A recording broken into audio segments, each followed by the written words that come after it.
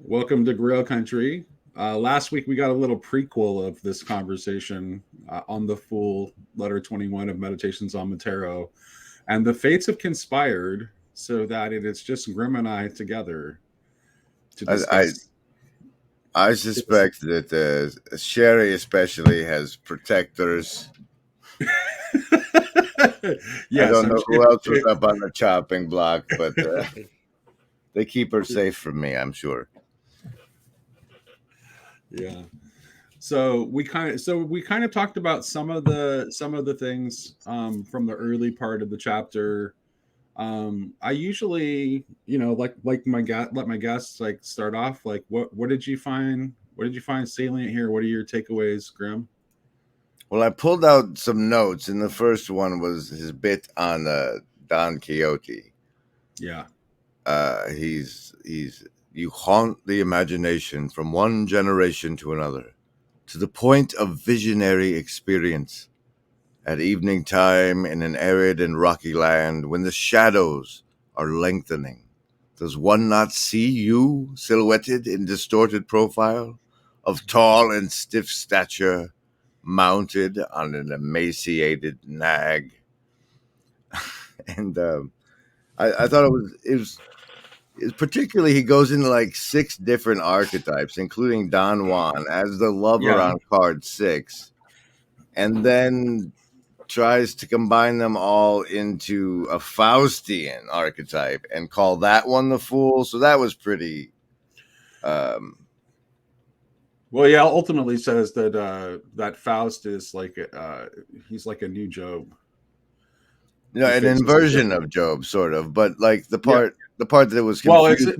he faces he faces the inverted trial, but he's still a Jobian figure because it's still a trial, even though it's the opposite trial. It's the trial of having everything you desire, as Right, opposed right. to the trial of But the part I'm calamity. trying to focus on here, Mr. Isle, is how it was confusing about the way he was using the six above that Hmm. to me. Do you think those were all supposed to be examples of the fool or just building toward the inversion? They were all aspects of they were all aspects of the fool that he was bringing in.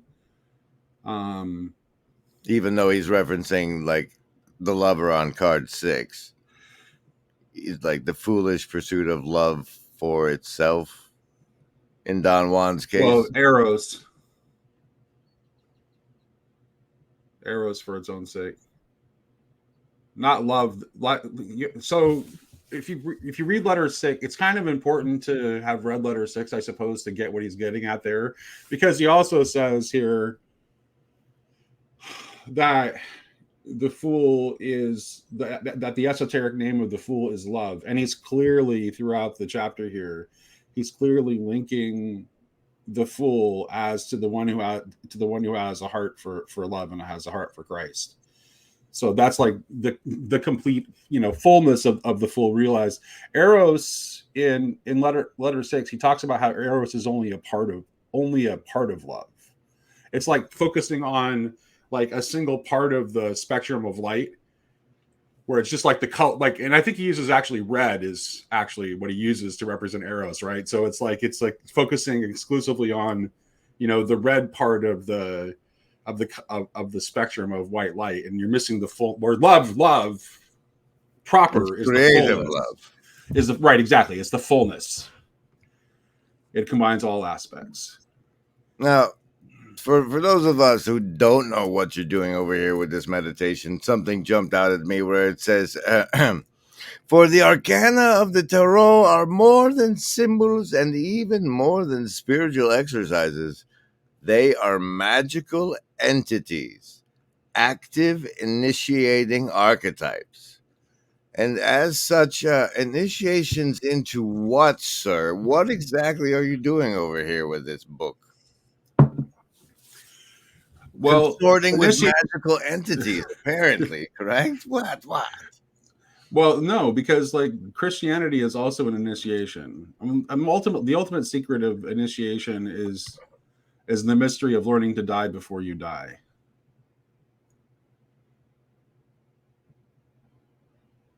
Okay, but what are you doing with these magical entities? This Well, Tomberg guy says are it's well, initiating they art. are. They're fragments of like they're fragments of us, right? We contain, all of us contain these archetypes. Like they're and so Christian initiation and relationship with Christ is the unity and proper ordering of those archetypes. So it is the completion of the personality, and so that the personality actually becomes a fully human. This is why Christ is the human being. He's the ground of personhood. I'm on point. I'm just making sure we know what you're doing over here. Sure, no problem. But so he runs through all these archetypes, which I'll list here: Don Quixote, Orpheus, the Wandering Jew, Don Juan, Tichy Eulenspiegel, Hamlet, and then finally the 6-in-1 combo of the Job trial inversion of Faust. I pulled out Hamlet for just a bit because he quoted Kierkegaard or mentioned something Kierkegaardian, and I thought it would be a shout out to certain others around these parts. Me and John. So allow me to. I also had the AI read it, but it turned out to be too quiet for your loving ears. Instead, you get now all. You were using me as to determine whether it was too quiet, and I only hear out of one ear. So no, it was too quiet to me as well. Okay. Now all despair, all doubt of the personality amounts to and is surmised by Hamlet's famous question: to be or not to be? For just as Kierkegaard, the Danish thinker, is the author of modern existentialism, so is Hamlet, the Prince of Denmark, hero of Shakespeare's drama, and the legend recounted by Saxo Grammaticus, the very archetype of existentialism, the despair of personality. He is the archetype of the isolation of completely autonomous consciousness, cut off from both nature and the spiritual world. Man at the 0 point between two fields of gravitation, terrestrial and celestial. And right, that was pretty you can dope. see why this might be super relevant to John, because basically what he's telling you is that Hamlet is patient zero of the meaning crisis. Patient zero. The very archetype of existentialism. But we are far more trapped in between, far more cut off from both nature and the spiritual world than poor old Hamlet was. Sure. Like, when did this guy write this? Because we're deeper into it now than even 1965 is he wrote it anonymously, so it's an estimate. Like, that's the guess, as he wrote it about 1965. When did Adderall get it? And it wasn't published until after his death. When it was safe to do so, perhaps. Yeah, it still ended up getting an afterword written by von Balthasar, who was a cardinal, and it's been seen on the desk of multiple popes now. What?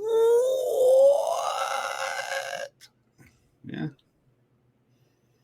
Well, let's get into what he says about the Faust there. Okay. What did Faust is the Job in the epic of humanism at the dawn of the modern age. Just as with the biblical Job, he is the stake in a wager. I highlighted that part too. Proposed by God to Mephistopheles and accepted. But Faust's trial and temptation differs from that of the biblical Job in that it does not consist in the reverse of fortune and in ill luck, but rather in favorable results and success. Mephistopheles has full power accorded to him from above to satisfy all of Faust's desires. and the trial of which it is a matter here amounts to whether the relative and transitory world can ever fully satisfy Faust, the man issuing from the modern age, the modern man. Whether all pleasures here below, in detail and in general, can anesthetize man's aspiration to the absolute and eternal by rendering him wholly satisfied and happy.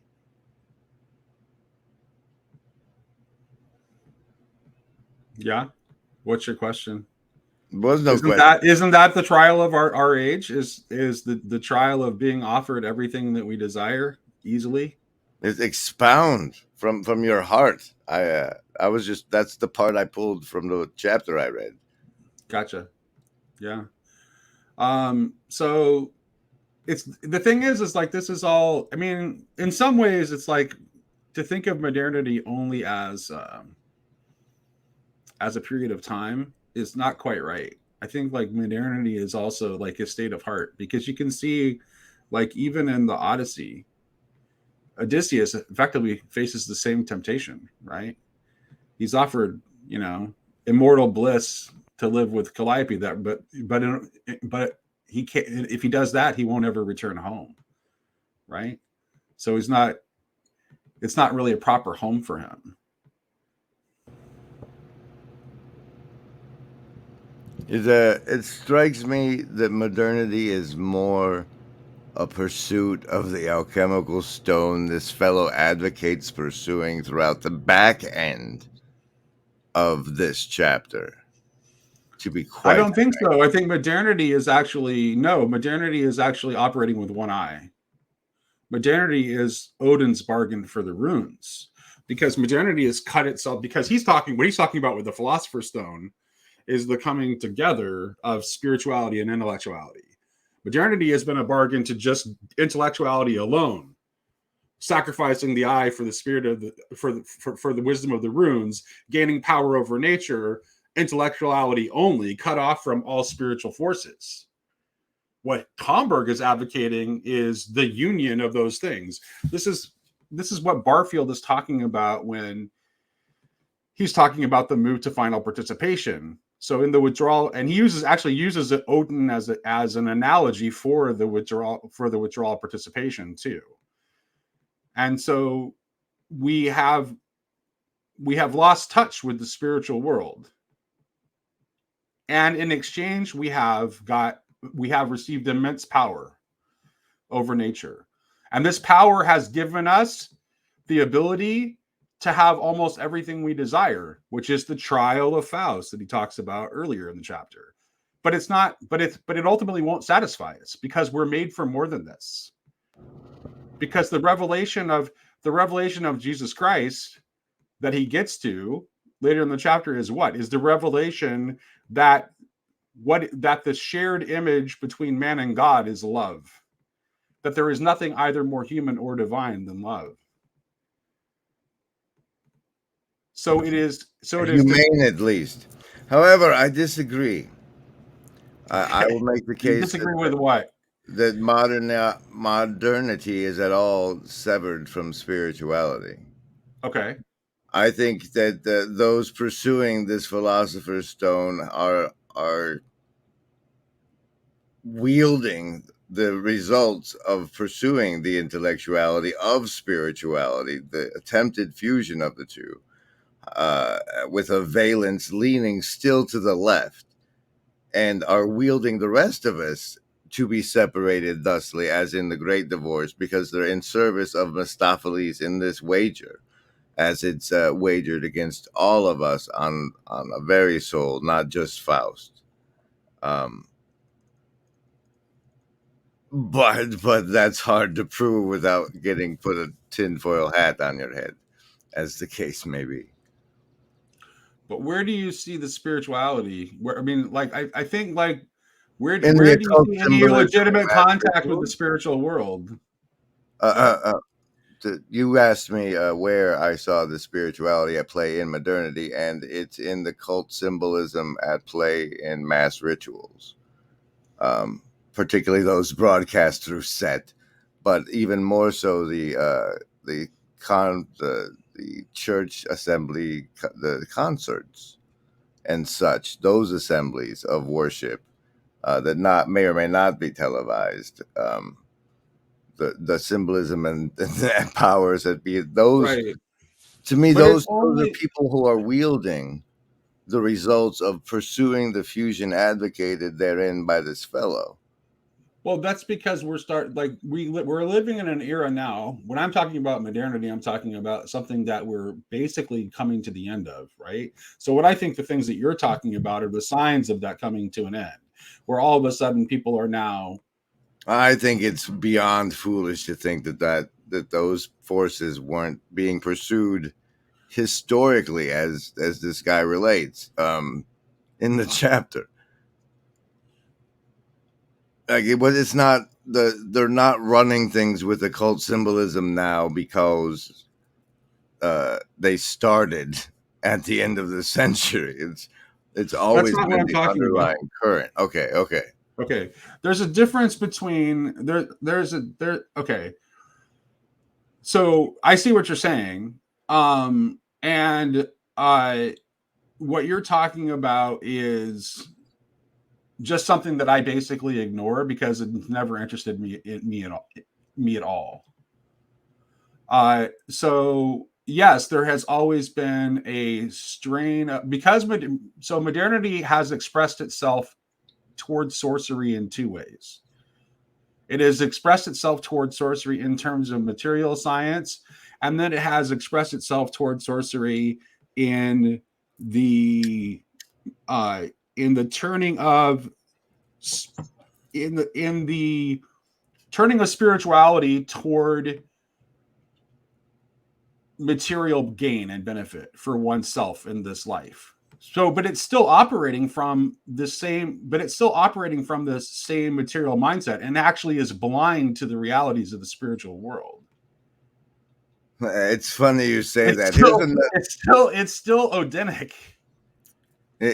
When you say blind to the realities of the spiritual world, I wanted to pull out this next bit that from the chapter I have read. It says, these examples, although we could cite several more, suffice to illustrate the nature and experience of the Faustian trial in the domain of occultism.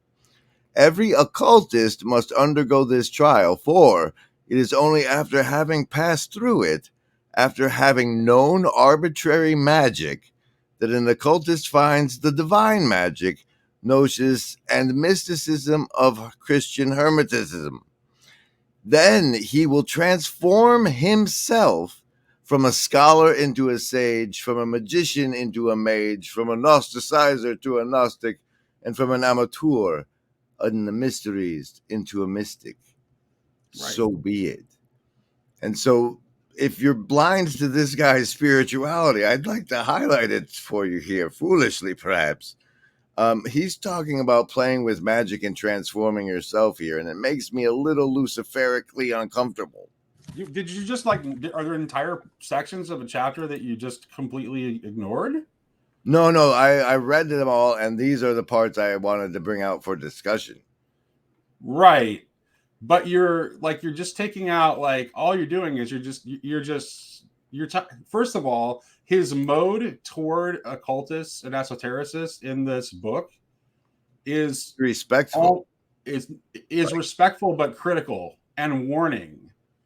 And he's trying to point them toward, essentially, he comes out of that world and he is attempting to point them toward a higher mystery.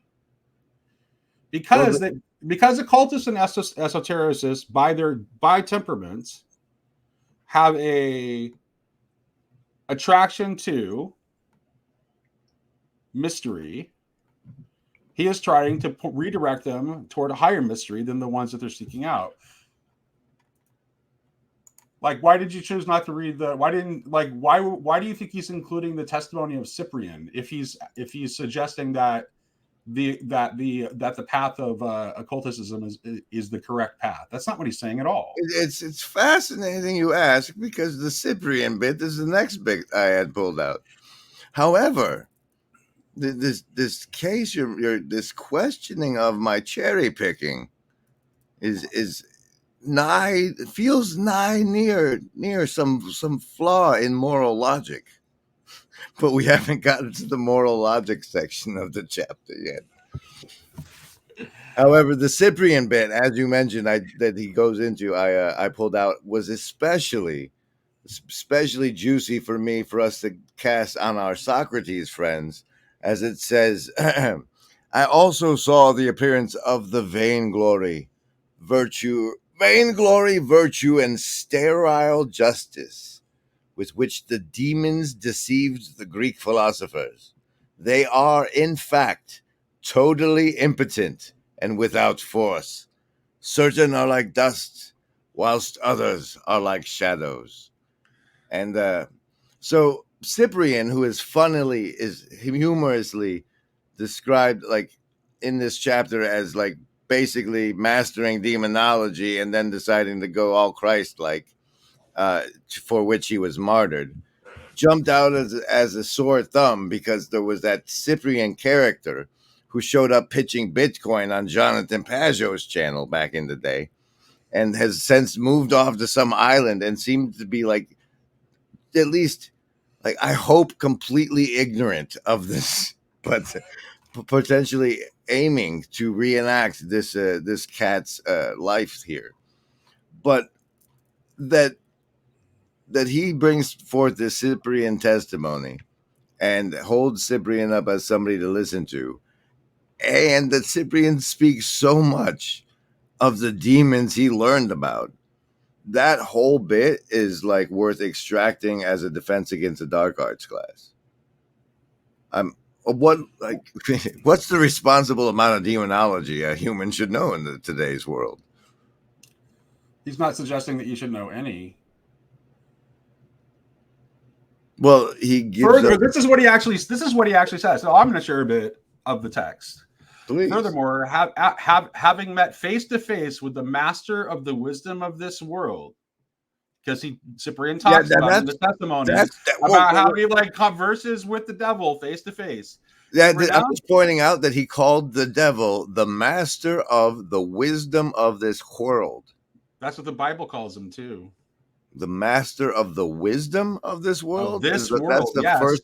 You gotta master of the world, ruler, prince of this world. I've heard before. Master of the wisdom of. I have never heard before. You could let me finish what I'm saying. I wanted to highlight that part, but please continue. What's your purpose here, Graham? What are we doing? Are you here to debate? Is that what you're here for? No, I'm pointing out that I had never heard that before. The claim of master of the wisdom of this world. Okay. And then I just want to be clear on I just want to be clear about what we're doing. That's all.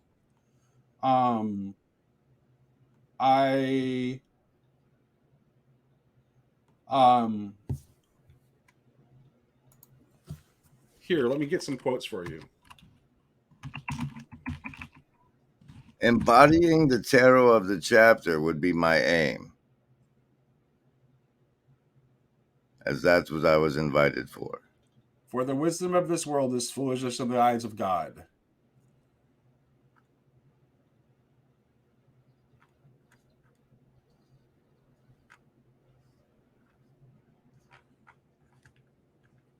Let me get a full list.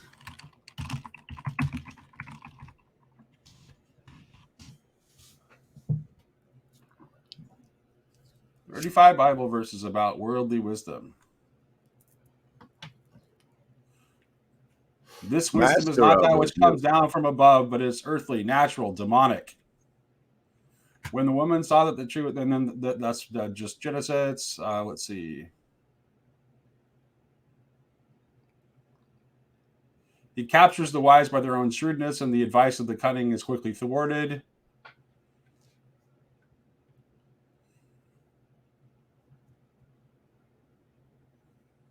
Here, I'll drop you a link, and you can peruse it at your leisure. It's not like I'm not saying something that's like remotely like controversial or unorthodox. You're not saying it anyway. He is. Right. But But I'm just pointing out. I've never heard. I've heard master of the like prince of the world and.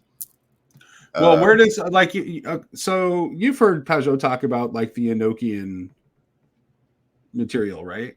So you're aware of the traditions that essentially like the knowledge of Techne, the wisdom of this world, comes through the demons. And who's the prince of the demons? All right, but the master of the wisdom it rubbed me wrong, and Okay. I've never heard it before. Okay. So, yeah. So let me just try and actually get through the quote if I can. Furthermore, after having met face to face with the master of the wisdom of this world, he renounced the wisdom of this world to give himself up to the wisdom of divine love, which is folly in the eyes of the sages of the world.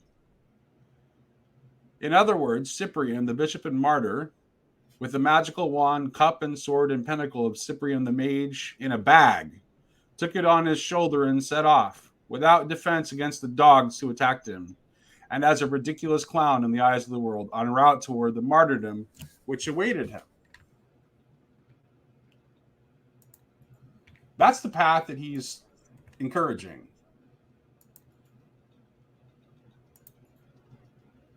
Okay.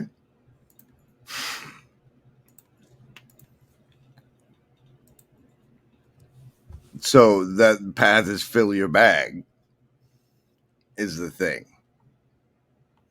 It's he does the dichotomy later on in the chapter. It's my second set of notes, perhaps.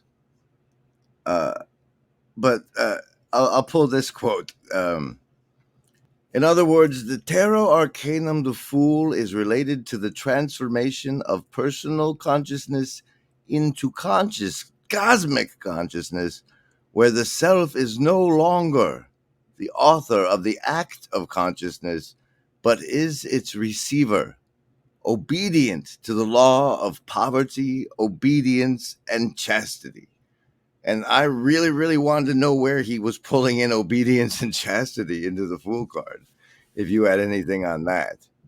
But that's a principle that he's developed throughout the text, the law of obedience, poverty, and chastity. Like that's what, like that is like ultimately that's the Hermetic path. Like that is what he's trying to lay out as the path of Christian Hermeticism, is obedience, poverty, and chastity. POC. Poverty, obedience, and chastity. Yes. All right. Tell me more about that. So that's not only to the Fool, but he's just selling that the Fool also walks that path. Well, he's pointing that the Fool is the one who walks the path that is the path of the one true master. That's why Cyprian in choosing his martyrdom is a representative of the Fool, because the wisdom of the master is foolishness in the eyes of the world, because no one who isn't using moral reasoning actually thinks that things like love your enemies makes any sense at all. Are we jumping to the moral reasoning part of the chapter? Sure, yeah. I'm letting you drive this conversation. Are you, sir? I am. I'm letting you drive this conversation. I mean, I would be. It's though as proportion of this that you've perceived me as the accuser. Well, it's okay. So here, let me explain something about myself, Grim. I am a repentant debater. Okay, a repentant debater, and so I do getting forced into a situation where I have to debate, or I feel like I'm going to have to debate, like brings out bad parts of my own makeup that I try to keep under wraps. Ah, well, you deal with the Fool, the shadow stuff's going to surface, Nate. Come on. Right. I'm not saying Grim. It is ultimately this is ultimately for the good. I'm happy. You might have made me uncomfortable for a little bit, but that doesn't mean that it's not to my benefit. in the Oh, long run. And we're that's why past I'm the being. discomfort. We can get to That's the sweet, why. sweet dialogos now. uh, Um, so I have these other notes that we can't reference, but I might be able to read them if I go to the back to the website where the evil voice made them for us. Um, here it is. Here's no. Oh, come on, she's got to read this part. Uh, he goes. All right, so he goes next into. There's some guy that makes a claim that puts some Indian mystic who makes yeah, a claim that Christ, Krishna, and Buddha were avatars. And right. then Tomberg systematically shoots down why the only one that's an avatar that fits is Krishna. Yep. But then he tries to save face of the guy who said it by saying, but he put Christ first. Well, he's saying what he's doing is he's taking a shot at liberal Protestants. Who is like, hey, even this Hindu guy has more faith than you do. Quite literally. Yeah. Yeah, like that's what he's saying. It's like, hey, yeah, he's making no bones about the fact that he has no love for liberal Protestant theology.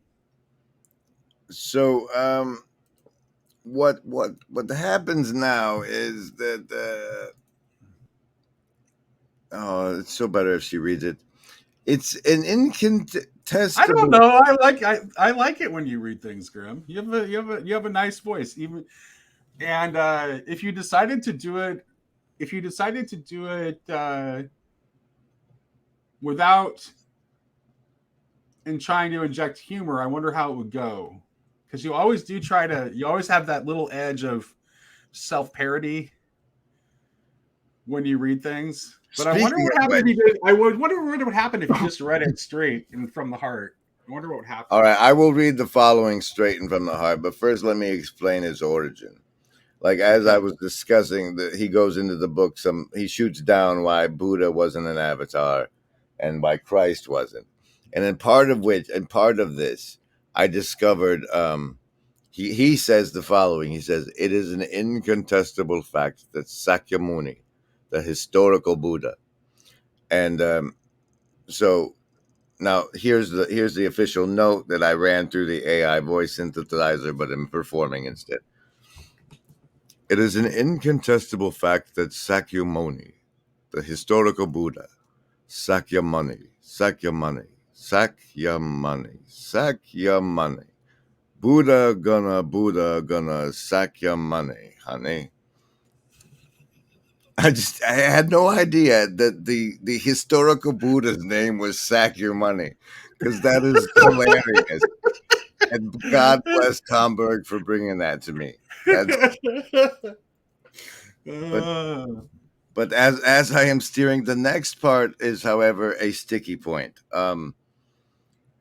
I see Lucifer hiding in a place where he doesn't, in the following, where he brings up the philosopher's stone of spiritual alchemy as described in the Emerald Table of Hermes Trismegistus as follows. Trismegistus, yeah. The father thereof is the sun, the mother the moon, the wind carried in its womb. The earth is the nurse thereof. It is the father of all works of wonder. And then he goes to say, dilemma, right there, just as a little highlight. Hey, Crowley shout out, boys. But is the father of all works of wonder throughout the whole world. The power thereof is perfect. If it be cast onto earth, where have we heard that guy? It will separate the element of earth from that of fire, the subtle from the gross, gently and with great sagacity. The worldly wisdom, perhaps. It doth ascend from earth to heaven to wage war again. Again, it doth descend to earth, and it uniteth in itself the force from the things superior and things inferior. He spins it beautifully, and honorably, it's the noble thing we're doing here. But I see it like, if you look at it just right, he could be talking about Lucifer waging war on heaven again in this passage. And if you interpret Thelema in the way that Crowley did, that's exactly what you'd be doing. But that's not how the earlier Christian Hermeticists read it, and that's not what Tomberg is doing. He's very, very clear that divine magic has to do with the cooperation of the human will with the divine will. And in fact, it's the putting of the human will completely in the service of the divine will. Whereas Crowley just made it all about assertion of the human will. He inverted it and made it Luciferic. I do like where he goes into the scholastic comparison later on in the chapter. I'm not sure I actually pulled anything out about it, but since this is like on page 7,000 of a tome, the target demographic is certainly those that like read books on this sort of thing, and that being his target audience and me not should be known. I think you're part of that target audience. I think you are. You seem to have like, I mean, sack your money. You can support me and buy me a coffee / Grimgriz. No, I think like you certainly are a person who likes the weird, likes the strange. I like. You're a character of the fringe, right? I like seeing what this place is really made of and what I'm really made of while I'm here. See? Sounds like you're an unintentional hermeticist. The latter will work in conformity with the law. General aspiration and longing, culminating point of success in an individuality. Culminating point of success in an individuality? ? General diffusion spread out over a number of generations. The climate. Okay, this is where he's talking basically about the Christ seed, right? Mm-hmm. The general diffusion spread out over a number which is, by the way, the Christ seed is the basis of becoming a true person, of becoming a true individual. True. That sounds terribly, terribly Gnostic, sir. The climate of general expectation. I'm not a fan, honestly. And I'm coming to this recently, and it can be a complete tangent because that's what we can do. Because we're about to go. We can tangent away. We're about to get Jesuits, so let's go here instead. This whole the way he pitches the expectation of the return of the Savior or of this coming, basically Christ Part 2. This Buddha the combination of the saint and the I loved how he did that. The saint and what's the other one? Righteous, right? The righteous man. The righteous man. Yeah. The righteous man is the best a risen ape can do, and the saint is like the lowest a fallen angel can descend. Kind of like that contrast was beautiful. But the way he predicts one is coming again, or that this is the way it kicks things to the he actually very subtly, and I think can't blame you for missing this, because I actually, let me see if I can highlight the part. What he's saying, what he is implying without saying, is that this figure simply is Christ, and that it is an anticipation of Christ that is found within those traditions. And all right, I did pick up a hint on that, but it did seem like he was still pitching that it was still coming. Maybe it was too I don't know. Because the still coming part is because we are still looking forward to the parousia. That's why he both indicates that it is Christ and points out that nonetheless that like it's correct for them to have an anticipation of still coming because the parousia has not occurred. All right, that's my objection. It's waiting for the parousia thing. Okay. This Matrix trilogy Messiah stall tactic. Like this, yes, the unification of the expectation, which he preaches. I get it. It's effective. But it's also disempowering. And this Christ figure that we're so fond of is quoted as saying things like, these things in greater than me you shall do, or I don't know. You know the verse. You're a Bible guy, right? Yeah. That's right. Yeah. So what is that verse, right? Well, Grim, this is like I think that that's I think we this is actually goes back to the very first conversation that we had. So in the Then please indulge. okay Come on, you two, do this. okay okay Okay. Now, whatever we talk about, we'll pull a relevant clip for the. that was the one where I said apocalypse now, right? Yeah, Remember that? the Perusia was Sherry, and Yeah, the right. Catechism Pokeball. So That was good times. So there is a sense where like the parousia is available for you at any moment, and that the saints already live in the eschaton, right? Ooh. So there is a sense in which it is already, but We're reaching forth the from the world is not future. but because the transformation of the world is not complete and is still ongoing, Christ is still transforming the world. The new creation is still being You made. were putting a whole lot of belief in that, man. Maybe that's just the negative frequency that holds you down onto a place where it's still waiting. Maybe like we're coming from the future to tell you the kingdom of heaven is at hand. Well, from the divine perspective, it is like it only the already applies from the divine perspective. But we're still being made. I don't know if I believe that. I have one more distraction before we Wait go a on. minute. Wait a minute. I know you can't just leave me hanging there. Please, I would like to hear your alternative thinking on that. Like, we're not. If you don't think we don't think we're, you don't think that we exist in a state of becoming as humans. Well, okay, first of all, since I'm complaining about the Messiah complex, we'll go into the Matrix reference fully. Right? Okay. The Oracle tells Neo, like, you already decided you're here to figure out why. And from that angle, yes, to the extent we're infinite souls, once we get to infinity, whatever this, like, time started with the Big Bang, right? So whatever we are outside of this is probably outside of time, the way it's outside of matter and space. And therefore, there's no reason we're not reaching in from what we would perceive as the future, our infinite self and our completed self, to do these interactions here now.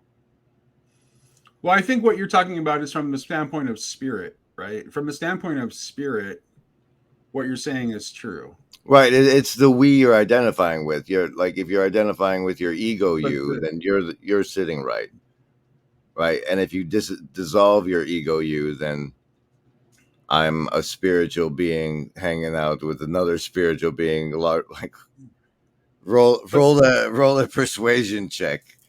See if you buy I your understand. bullshit, Right. Yeah, I get what you're saying. Yeah. But I think that, like, I think Christianity is very much, there's a sense where Christianity wants to preserve a sense of the person that is like, that is somehow like a redemption of that ego consciousness rather than a dissolution of it. Which is why Tomberg was using the language about individual. It does. It certainly makes it easier to sell the egos. If you tell them they get to keep their ego flavor. Yeah. Okay, yeah. Foolishly, I'd like to do one more tangent and then swing Jesuit. I've recently received a secret message by the absence of CIA tarot cards, and the absent cards included both the Queen and King of Cups. Okay. And since I'm now appearing on Grail Country, who has gone through like chapters and chapters of tarot cards with this fellow, what can you bring me from your Tomberg experience with the King and Queen of Cups cards? Well, Tomberg's book only deals with the major arcana. And so the Son of king and a queen and cups are not major arcana.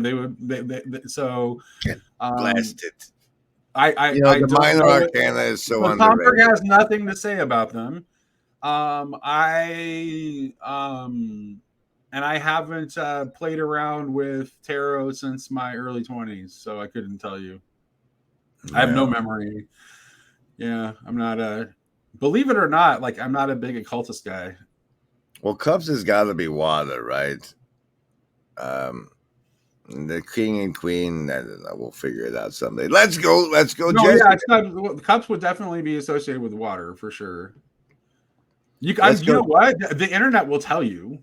I Hopefully, mean, I don't know you what your can fan base probably is capable of. you can probably use Chat GPT to tell you what the meaning of that particular series of cards is. You can absolutely, but the best place to get information from is from souls, Yes, and there's none of absolutely. that there. It's like a Black Mirror Matt. Let's go Jesuit real quick. Yeah, let's do it. Tomberg in this chapter says, with respect to Saint Ignatius of Loyola, it is not only his heroic effort to unite spirituality and intellectuality which interests us, we who are engaged in meditating on the Tarot Arcanum de Fool, but also and above all the fact that Saint Ignatius began as a fool in spirit, and that he succeeded in attaining to the wisdom of perfect equilibrium between the world of mystical revelations and the world of human tasks and actions. He learned and openly lived the lesson of the 21st Arcanum of the Tarot. So, in simple men around the campfire sharing a beer, why do you think Tomberg performed such linguistic fellatio on Saint Ignatius just then? Well, I think he wants to acknowledge what Ignatius of Loyola accomplished. He acknowledges the criticism of Loyola. What does that do to accomplish? I know nothing about him except they have schools named after him. He founded the Jesuit order. Okay, and which was a big force in the Counter Reformation. By kind of putting the Catholic world back together after the Reformation, essentially. The perfect equilibrium, though, between the world of mystical revelations and the world of human that's kind of like the Jesuit. The Jesuit thing is to combine an interest in the things of the intellect, of like academic intellectual pursuits with spirituality. Like that's kind of their thing. Okay, but like, that's is why this Tomberg fella a homeboy and he's just paying due respect? He's Catholic. He's Catholic. He's a Catholic convert. It seems it may be more than a Catholic convert, but that just jumped out at me as someone who operates under the hermeneutics of suspicion. No, he's not. He's not a Jesuit. He was never a member of the Jesuit order. He was not a monk. He was not a priest. Yeah. Well, Nate, I see the assassins have failed. I don't have the actual notes on any of the scholastic part I admired in the chapter. If you can remember any or want to pull some up, I'd like to talk about that. Oh, about scholasticism? Yeah, that was it. What did he contrast it with, as it slipped my memory and notes? It was like he was doing scholasticism as to righteous as something. He was talking about essentially how he was talking about in the context of how St. Paul's saying that Christ crucified is a stumbling block to the Jews and a folly to the Gentiles. And he's talking about like how the development of oh no, he was doing like the Greeks as the scholastic. Yeah. Right. Like, so he's basically talking about the coming together of what's represented in those two strains of the Jews and the Greeks. And to him, the Jews represented the divine coming down. he uses scholasticism as an example of using intellectuality to understand the spiritual and revelatory. And the Kabbalah and or whatever he meant about the Jews as a way of using the spiritual to understand the intellectual. Bingo. Yeah. Yes, that was a nice comparison if it wasn't inflammatory to the wrong people. He's I like it, Bomberg is very, very has nothing but positive things to say about Jews in this book. There's not a hint of it. There's not even. In fact, there's actually quite a long tirade against anti-Semitism and how unthinkable it is for a Christian. And I personally find that this guy is pretty. It's like someone can be efficient at something horrible.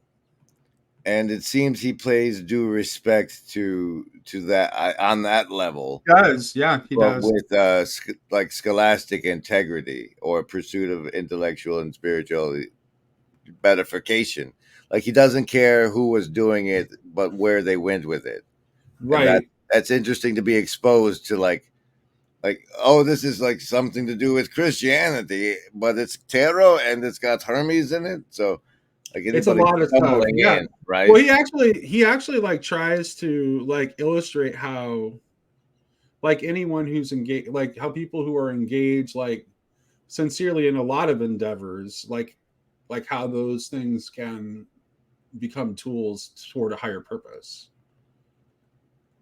I like how he says, which is why he's like has a compassionate heart toward the occultists and esotericists that are the primary audience he's addressing. Like, I think he's assuming this book is going to be read by people who already have those interests. I think that's a safe assumption, right? I mean, yeah, especially this deep into it, right? Like, right. I mean, it's like the book's called Meditations on Matero. I think he has he's pretty safe bet on who's going to read it, and he calls them unknown friend. And he's trying to do is he's trying to say, like, okay, not everything you've been made, maybe there's something disordered about what you've been going about, but not everything that you've learned along the way is useless. And here's a higher path, and I'm going to try and show it to you. I like how I'm going to show you who the true master is. I'm going to show you who the true master is, and I'm going to teach you how to serve the true master. He does present it to the occultist as if like you find out magic works, and then you put away childish things. Yeah, that's right. Let's go into briefly the progression he does between logics, like the intellectual and then the value and then moral. No, but value is the basis of moral reasoning. No. There's 3 steps. Logical. It's logical. So it's formal, logical, moral. Formal, and then algorithmic, and then. I think it's actually formal, logical, and moral. Hold on a second. Let me my search function. I said your love is lifting me high. It help if I actually typed it correctly. Than I ever been lifted. Don't make me sing on my channel. I'm not. I'm just covering while you search. I know. But I can't resist singing though. It's like it's hard. Beautiful! I didn't realize that. I didn't know you had a weakness. Oh yeah. I love singing. It's very much. The world would be more musical. In fact, on Monday, the holiday it's a holiday for me, because I work for the state. My mom is coming over, and I'm going to help her record a bunch of like her new songs that she's been working on. Did you just say you're recording with your mama on Juneteenth? That's right. Yeah, I'm recording with my mama on Juneteenth. That's exactly right. Happy Juneteenth, everybody, especially people that work for the federal government. I don't work for the federal government. I work for the state. Any government, right? Down water, downstream. So did you find any logic in this thing? Hold on a second. I'm gonna search for reasoning instead, so I can just find the pairings. Okay. Organic. It's actually organic, is what he says. And he uses he uses an analogy. So the analogy that he uses in order to explain the difference between these different types of reasoning is like the axiom that the whole is greater than the sum of its parts. Mm-hmm. And because the way the parts of the heart become the heart. Yeah, he said, like, I'll actually just read it. It's not that long. In order to illustrate the transformation of formal logic into organic logic, and this latter into moral logic, let us take, for example, the axiom of formal logic: the part is less than the whole. It is an axiom because the notion itself of part signifies nothing other than a quantity less than that of the whole. So it's quantitative in nature. This is evident when it is a matter of quantities. But this axiom is no longer absolutely valid with respect to the functions of a living organism. So hence the term organic logic. Here, the part, and even a small part, can be essential as a function of the whole organism. The heart, for example, is only a small part of the body, but remove it from the body and the whole organism will cease to exist as a living organism. For the domain of organic functions, it is therefore necessary to modify our axiom in the sense that the part is equal to in the sense that the part can be equal to the whole. And if we proceed from the organic world to the world of values, the moral world, we are obliged to modify the axiom still further. Here it should be said that the part can be greater than the whole, because Caiaphas is reasoning that it is expedient for you that one man should die for the people, that the whole nation should not perish, is right only with regard to the domain of quantities, but is false with regard to the domain of moral values. For this one man that he proposed to sacrifice in order to save people was the very reason for the existence of this people, the Messiah. I like it. It's when people talk about the vertical dimension, the LARP and the altitude. Yes. Right. That's actually like connecting the vertical dimension concretely to the idea of moral reasoning is precisely right, and it makes it easier to understand when you express it that way. Because when you just talk about vertical, like that's I think that's more abstract than the idea of like moral reasoning. I think is something that like people can get more easily, like, oh, okay, and they can understand how that connects to the idea of verticality. It's like why we LARP things are sacred. They functionally are, and it's easiest to express it to you lovely folks that way. It did hit me though as you were reading the last part, right? Like the Messiah is going to keep coming back until we don't kill him. When he's yeah. All right. Thanks for having me be foolish on your show there, Nate. I hope everybody. It's a delight. It really is. Thank you for coming on here. I think this went really well. We'll talk again soon, I hope.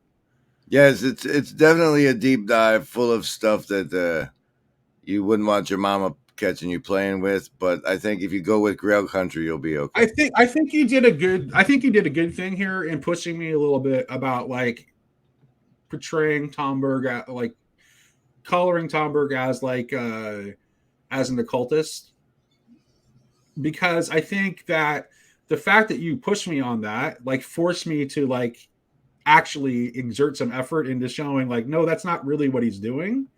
And I think that will help more people understand what I'm doing over here that maybe we didn't have access to it before. So I actually owe you a debt of gratitude for that. I think that was a very good thing that you did. Well, yeah, I'm sorry I got my hackles up about it for a minute there, but I just didn't want to get into that mode where it's like I'm just trying to like win an argument. I just don't like it's bad. That's bad for you, man. I am a trigger warning. Thanks, Grail Country. Swing by the Grimgriz stuff. Thanks, brother.